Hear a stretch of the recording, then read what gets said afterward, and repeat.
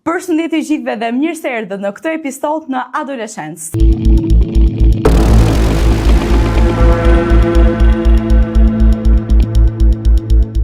Sot do të flasim për një temë që disa e shohin si rrezik, disa si besim dhe të tjerët e shohin si kuriozitet. Pra, sot do të flasim për ritualet dhe besutnit tek adoleshentët. Do të fillojmë nga pastrimi i energjisë, tek shenjat e horoskopit, tek letrat tarot, po për më shumë, un kam kënaqësinë të bashkëbisedoj me Emën. Ema, mirë se erdhe. Përshëndetje, kënaqësia ime atje këtu. Shumë faleminderit. Livia, mirë se erdhe. Përshëndetje. Pyetja e parë që kam për ju goca është se çfarë kuptoni me termin besutni? A janë me vërtet besime serioze apo janë thjesht tradita? Jo, unë mendoj që janë tradita dhe janë besime pa fakte shkencore. Pra nuk janë të bazuar në fakte? Jo, nuk mendoj që janë bazuar në fakte. E vërtet. Po ti Livia, si mendon? Edhe për mua ajo është, janë thjesht fjalë të thëna nga paraardhësit tanë, të cilët disa i vazhdojnë, disa nuk i vazhdojnë. Unë nuk besoj ke besutnit të drejtën. Mendoj që asnjëri nuk duhet besojnë sepse janë shumë kot si gjëra. E kuptoj. Thjesht janë gjëra të trashëguara. E kuptoj. Po ju goca si mendoni? A besojmë te këto besutni më shumë ne adoleshentët se sa brezat e mëparshëm? Mendoj që brezat e mëparshëm na e kanë trashëguar ne si gjë, paktën brezi i nënave gjyshëve ton. Dhe më pas, ne adoleshentët duke dëgjuar gjyshit tan, jemi mësuar dhe ne t'i besojmë. E vërtet. Unë dëgjoj shumë shpesh në nënën time, cilën që rasti ta përshëndes, teksa i thot nipi tim që për shembull kur është ai me një atlete dhe e heq, i thot mos rri një atlete sepse të vdes gruaja. Dhe unë e marr me shumë shaka, me shumë qesharake kur e mendon, por fakti që ato i besojnë me vërtet duket dhe e frikshme, sepse janë rritur me atë frym që nuk e di, unë nuk e imagjinoj dot. Tani ne shohim që shumë nga bashkëfshatarët tanë përdorin disa rituale të ndryshme për të pastruar energjinë. Pra, ata konsiderojnë si pastrim energjie. Ju goca keni provuar, keni ndonjë eksperiencë të tillë? Unë e kam provuar, në fakt nëna nga babi, nëna Nexhit përshëndes shumë, ka praktikuar me mua një metodë me djegjen e kripës. Për syrin e keq. Po, për syrin e keq. Kur diçka e zëm nuk po më shkon mirë ose ndjej vetëm negativitet, nëna më thotë që të kanë marrë mësysh, më merr pranë sobës dhe më bën një ritual me duar të këtyra ato disa fjalë. Dhe thjesht hedh kripën dhe nëse kripa kërcet tek soba, do me thënë që të kanë marrë shumë sysh. Sa më shumë të kërcas kripa, aq më shumë. Unë personalisht nuk e kam bërë ndonjëherë, as në familjen time nuk jam bërë si tradita. Kam pas një shoqe dikur që çdo herë sa ishte hëna e plot, merrte qerin edhe duke di shkruante një letër dhe i diqte letrën. Nuk e di se çfarë bënte, manifestonte apo diçka tjetër, por që kur e shifja më duke shumë e frikshme, nuk do e bëja dot kurrë, se i kam dhe shumë frikë këto gjërat. Të drejtën. Dhe një shoqja ime në fakt ka qenë hëna e plot, më duket në gusht ka qelluar, ka qenë data 8 dhe thonte për manifestim duhet të merrë një letër dhe të shkruaje të gjitha gjërat që donin të ndodhnin për vitin tjetër, më duket. Po, duhet të shkruash shumë për shembull jo dua të kem. Unë në zemër kam një vil. Kupton si që ta manifestonte. Po, dhe ajo letra duhet palose dhe duhet ta mbajë në një vend ku nuk e prekte asnjë dhe nuk duhej hapur derisa të vinte viti tjetër. Tani do të kalojmë pak tek horoskopi, pra tek shenjat e horoskopit, sepse shumë prej nesh kanë dhe përdorin jetën e tyre të përditshme. Ju goca si keni marrëdhëniet me horoskopin? Unë i kam shumë të mira, me thënë të drejtën.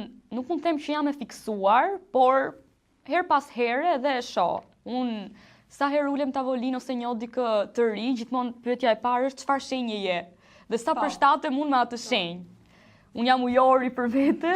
Ishe ato karakteristikat? Po, karakteristikat më shumë, po nuk i besoj në parashikime ose çfarë do më ndodh mua me jetën. E kuptoj, po ti Livia, si ka marrëdhënie? Po, edhe unë fakt, ti di unë vdes për horoskop, edhe unë si Ema e bëj gjithmonë që pyes njëherë për emrin, pastaj të pyes, po ç'është horoskopi je kështu? Nuk besoj tek nëse ai thot për shembull sot do kesh një ditë shumë të mirë, do marrësh lek, ku di unë ç'a thot. Por që besoj shumë në karakteristika dhe unë dhe jam shumë e sigurt që janë 100% vërteta, sepse çdo njeri që u njoh, për shembull, ti që je dem, unë e di shumë mirë që ti je fiksi demi, sepse çdo karakteristikë demit të përshtatet ty. Po ashtu dhe me shenjën time më ndodh shumë herë, kështu që unë jam 100% e sigurt që horoskopi ekziston, thjesht nuk besoj tek yjet edhe tek fati edhe tek po. E kuptoj. Ju ka ndodhur ndonjëherë që të lexoni horoskopin dhe nga paraqimet që mund t'ju ketë ofruar, mund t'u kenë ofruar shenjat e horoskopit, ju kanë ndikuar në vendimet e jetës suaj të përditshme. Unë personalisht nuk e besoj si gjë. Domethënë e shoh, shikoj, argëtohem më shumë me këtë faktin që do ndodhi kjo, ose ndonjëherë do trembem që do ndodhi kjo, po jo, nuk i besoj, nuk më ndikon fare në vendimet e mia të përditshme. Bën mirë në fakt. Ndoshta ku jam shumë pak më e vogël edhe dëgjoj horoskopet dhe thonte që mos dil për shembull sot me makinë sepse mund të kesh një problem, ndoshta edhe nuk dilja, kur jam shumë pak më e vogël, po tani nuk i besoj fare edhe nuk më ndikojnë. Nuk është se rrit i lexoj për ditë çfarë thot horoskopi, se nuk kam as kohë dhe as nerva ta bëj, por që jo, tani jo, fare. S'u intereson, domethënë. Si mendoni?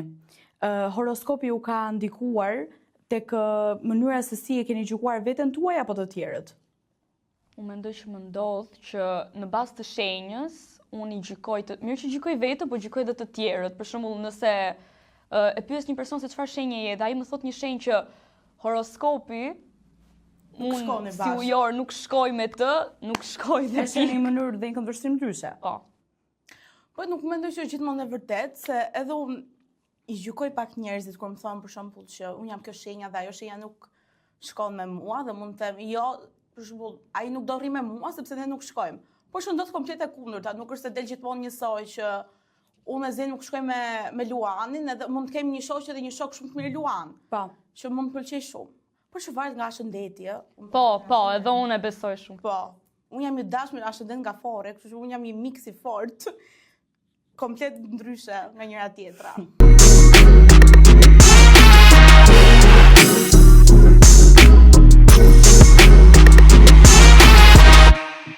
Tani do të kalojmë pak te parashikimit të ardhmes. Si mendoni ju goca, pse ne adoleshentët e kemi shumë të nevojshme të shohim se çfarë do ndodhi me ne, me jetën tonë në të ardhmen? Për adoleshentët, me thënë të drejtën, ca ndikohen, unë personalisht nuk ndikohem, shumë më shumë e shoh si argëtim. Kënaqem kur shoh, jam kurioze në fakt, shoh se çfarë do ndodh me të ardhmen time, etj, po nuk i besoj. E kuptoj, po për ata që i besojnë, pse ndodh kjo? Që duan ta shohin me patjetër. Ndoshta përfshihen shumë. Do me thënë dhe i besojnë marrëzisht, gjë që mua nuk më duket shumë e sakt si gjë, si vendim.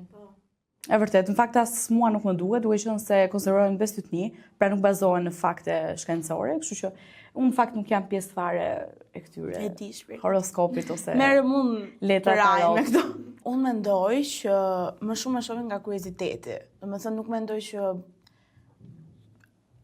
asnjëri nga ne nuk e di se çfarë do në të ardhmen, as fallxorët, as astrologët, as askush, vetëm Zoti e di, kështu që thjesht mendoj që është kuriozitet, ty të ingranon fakti që dikush do të thotë që nesër do fillosh punë dhe ti thua, "Ua, ma që nëse filloj nesër punë." Kupton? Po ju pihet ujë goca se unë po vdes. Po dhe mua shumë. Do pim pak ujë, Stelita. Tani shtapim goca. Ky është ujë i mbaruar.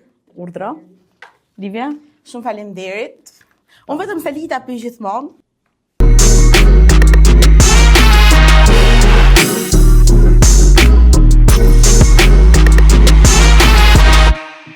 Tani gosta do kalojmë te një pyetje tjetër. Keni provuar ndonjëherë të lexoni filxhan apo letra tarot? Po. Sa afër jeni me këto lloj eksperjencash? Këto letrat apo keni mbetur vetëm tek shenjat e horoskopit? Jo, shifë, unë këto letra nuk e kam lexuar ndonjëherë dhe nuk e kuptoj çfarë letra tarot kanë, po. Ndërsa filxhan kam lexuar një herë, just for fun, kupton, thjesht për qef. Edhe ishte fan, ishte patjetër fan, sepse ti shifi aty ishte një grua që nuk dinte asgjë për jetën tënde dhe aty dallonte komplet mashtrimi që ajo bënte. Edhe në fillim normalisht më uli dhe filloi duke më fol, duke më pyetur për jetën. Unë mundova sepse doja ta nxjerra bllaf, të drejtën. Edhe thash i ka thjesht për qef. Edhe u mundova të thoja gjëra gënjeshtra. Domethënë, ajo më pyeste sa vjeç je, unë mund t'i thoja jam 20. Ndërkohë që unë isha 17-16 në atë kohë. Edhe nuk gjeti asgjë nuk më gjeti. Edhe më vinte për qesh, po thash okay, lëre, i dhash ato lekët dhe thjesht ika dhe pastaj diskutova me shoqërinë e mia dhe Mendoj që janë, mendoj që janë thjesht mashtrime. Mendoj që luajnë pak me mendjen e njerëzve. Janë thjesht mashtrime dhe unë nuk i besoj fare. Mendoj që këta njerëz që besojnë në tilla gjëra, shpreh tek filxhani ose letrat tarot, mendoj që vjen nga mos informimi tek fetë e tjera, që kanë për fetë e tjera, dhe këta njerëz që vendosin të shkojnë për të lexuar filxhanin, mendoj që janë shumë larg, janë të pa informuar, edhe thjesht këta persona që lexojnë filxhanin, thjesht luajnë me mendjen e njerëzve, ju bën pak një lavazh të vogël. Duhet ta pranojmë që ka dhe fallxore që me vërtet nxjerrin. Jo, nuk e di, unë nuk e pranoj dot si gjë, po gjithsesi. Duhet ta pranojmë sepse jo, unë kam lexuar letra tarot tek aplikacioni Faladin, duket quhet, nuk e di. Me shoqërinë kot domun thjesht për çejf, domethënë isha kurioze të shifja ç'do dilte, ç'do bëj. Dhe aty thjesht hapi aplikacionin, jepjet dhënat e tua, moshën, emrin, mbiemrin, ditëlindjen e tjerë. Dhe zgjidhje 3 letra random, kështu kot nga hiçi. Dhe tek ato 3 letra të dilnin, jo po jeta financiare, dashurore, tjerë. Dhe nga ato që më dolën, nuk përveç se s'pëlqeu asgjë, nuk doli asgjë sakt, dhe thjesht thash, aha, okay. Ndërsa për punën e leximit të dorës e kam bërë me ChatGPT. Dhe më dolën, me thënë drejtën, disa gjëra shumë interesante, po më shumë për të ardhmen që unë s'është i besoj shumë, kështu që e lash fare. Në fakt, unë këtyre gjërave jam shumë larg, kam disa parime të tjera dhe dëshira të tjera, po që ti Livia, do ndash eksperiencën tënde me leximin e dorës? Po, e kam lexuar një herë në plazh, keni pasur të shkojmë në plazh dhe të vinë këto fallxoret, lexim dore, ku di unë, kërkoj 2000 lekësh. E thash, okay, po e bëj. E o zgjeti prapa asgjë, nuk e di, domethënë, unë im plotësojm shumë. Pash për shembull dikë që po e lexon dhe thash, do e lexoj do, të s'bën. Edhe e lexova, po nuk më doli asgjë dhe tash nuk i besoj, sepse të ardhmen tonë e di vetëm Zoti i lartë dhe askush tjetër. Po ashtu mendoj edhe unë.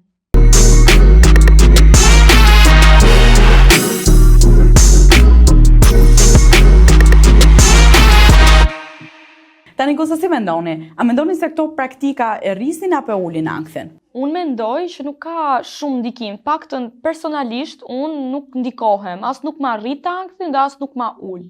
Por ka adoleshent që i besojnë aq shumë sa që dhe i ndikon ndoshta, nuk e di. E kuptoj. As më ndikon, edhe mendoj që rrit ankth, sepse do s'do në momentin që ti do të shohësh tarmen tënde gjithmonë është ajo ankthi, çfarë të pret, çfarë do shohësh. Çdo mos kur dalin dhe gjatë këqija. Po, patjetër. Po. Domethënë, ajo ndikon shumë për mbaj mend kur lexova filxhanin atëherë, ajo më tha që do bësh një aksident ta, ki kujdes. A e bëra? Jo, nuk e bëra, shqyr Zoti. Atëherë se bëra. Por ishte, sa herë që janë makinë, thoja, o Zoti i madh, më ndihmo, nuk e, domethënë, kot pa lidhje, thash isha më e vogël edhe po nuk mos më ndikojnë fare. E kuptoj. Po këto rituale, mendoni se adoleshentët i kufizojnë apo i ndihmojnë? Nuk e di, mendoj as nuk i kufizojnë dhe as nuk i ndihmojnë. Paktën flas për veten, mua nuk është se më japin asnjë ndikim, sado dhe më të voglin.